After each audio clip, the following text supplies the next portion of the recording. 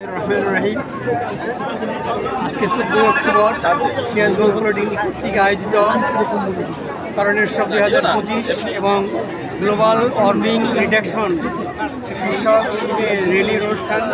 এই অনুষ্ঠানে উপস্থিত আমার সম্মানিত সহকর্মীবৃন্দ ও প্রাণপ্রিয় ছাত্রছাত্রী, আসসালামু আলাইকুম। সারা বাংলাদেশে 24 স্থানে ছাত্র শিক্ষক বিভিন্ন পেশার অবদান রাখছে। সেই অবদানের অংশ হিসাবে আমাদের দুইজন ছাত্র এই 24 যে অভ্যুত্থান এখানে অংশগ্রহণ করেছে এবং তারা আহত হয়েছে, তাদের সংবর্ধনার জন্য আমরা আয়োজন করেছি। তারা আমাদের রেলের মধ্যেই অংশগ্রহণে আমাদের সাথে আছে এবং তাদেরকে আমরা সংবর্ধনা দেব। এছাড়াও আমাদের গ্লোবাল ওয়ার্মিং যে রিডাকশন সেই শীর্ষক শিবির অনুষ্ঠিত হবে। সারা বিশ্বে কার্বন নিঃসরণ হচ্ছে, বিভিন্ন ক্ষেত্রে পরিবেশ দূষিত হচ্ছে, সেটাও একটা অ্যাওয়ারনেস প্রোগ্রামও আমাদের আছে। আমরা এটা আমাদের অডিটোরিয়ামে বিস্তারিত আলোচনা করব। সে পর্যায়ে আমরা রেলিতে অংশগ্রহণ করেছি। আমাদের সকল শিক্ষক কর্মচারী এবং অন্যান্য ছাত্রবৃন্দ যারা আছে তাদেরকে আহ্বান করছি সবাই রেলি শুরু করবে। এছাড়া আমাদের একটা প্রোগ্রাম আছে গ্লোবাল ওয়ার্মিং রিডাকশনের জন্য বৃক্ষরোপণ কর্মসূচি। সেটা আমরা বৃক্ষরোপণ কর্মসূচিটাও বাস্তবায়ন করবো এবং বেশ কিছু চারা আমরা ছাত্রছাত্রীদের বিতরণ করবো। তারা নিজেদের বাড়ি ঘরে বা বিভিন্ন জায়গায় গাছ লাগাবে। এতে করে আমাদের এই যে গ্লোবাল ওয়ার্মিং রিডাকশনও কমবে, প্লাস পরিবেশ সুন্দর থাকবে।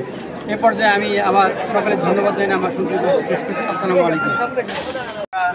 এখনই আমরা রিলি শুরু করবো। আসলে আমাদের উপস্থিত আছে, আসলে এদের উপস্থিত সত্যি আসলে ভালো লাগছে। আমাদের এই অনুষ্ঠান যাতে ভালোভাবে সম্পূর্ণ হয়, আমরা উপস্থিত যারা আছি এর আওতার বাইরে রয়েছে। এইটিকে আমরা এই কমিউনিটি ডেভেলপমেন্ট আমরা ক্যাম্পেইন করব, এটির জন্য আমাদের এক প্রোগ্রাম রয়েছে। এছাড়াও বর্তমান বিশ্বে যে গ্লোবাল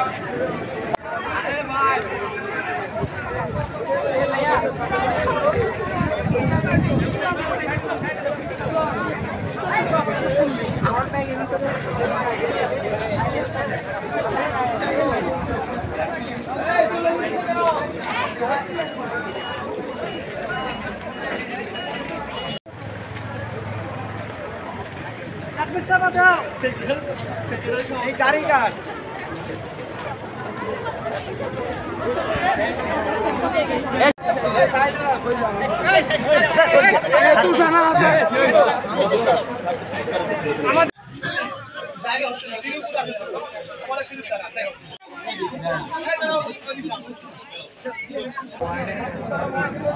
জি স্যার, ধন্যবাদ।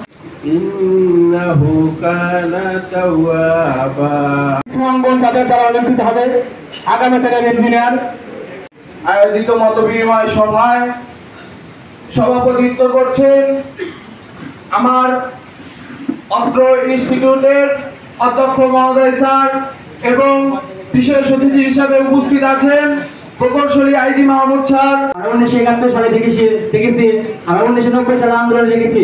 প্রত্যেকটা আন্দোলনে বাংলাদেশের তরুণ সমাজ সামনে থেকে নেতৃত্ব দিয়ে বাংলাদেশের দায়িত্ব চালাতে দেওয়ার জন্য প্রথমেই পবিত্র কোরআন কর্তৃপক্ষের পক্ষ থেকে আন্তরিকভাবে ধন্যবাদ জ্ঞাপন করছি।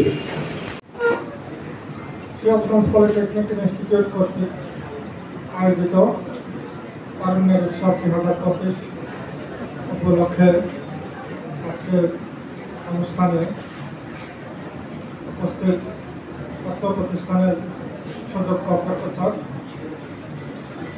জনাব প্রকৌশলী মোহাম্মদ ফতুল হক স্যার। উৎসব যে তারুণ্য হচ্ছে শক্তি, তারুণ্য হচ্ছে দেশ জাতি গড়ার সবচেয়ে বড় হাতিয়ার। তরুণরা যে কাজে নিবেদিত হয় সেই কাজেই সফলতা। এজন্য দেশ গড়ার জন্য এবং দেশের উন্নয়নের জন্য তরুণদের এবং তারুণ্যের যে চেতনা, তারুণ্যের যে শক্তি, সেটাকে ব্যবহার করতে হবে। এই জন্য তারুণ্যের অনেক স্লোগান আমরা এখানে দেখতে পাচ্ছি।